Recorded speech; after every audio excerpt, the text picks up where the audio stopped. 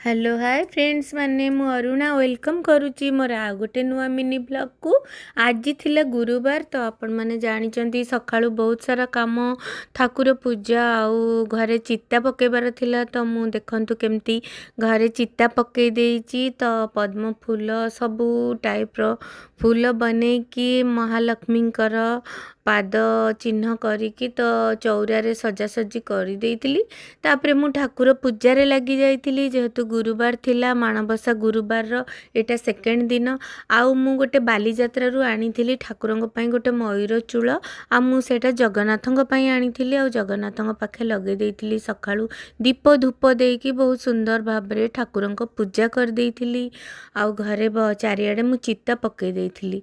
तो तापरे मु बालीजात्रा रु आनीथिली हळदी सोरिष आउ काकरा पिठा आउ धूपकाठी एमती बहुत सारा जिनस आनीथिली सेगुड़ा सब रखा रखी करिली।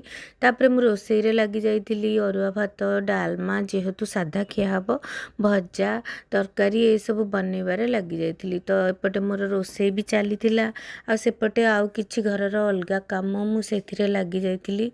अलगा काम किछि घरर सफा सफी अलगा काम थिला सेगुड़ा भी मु करूथिली।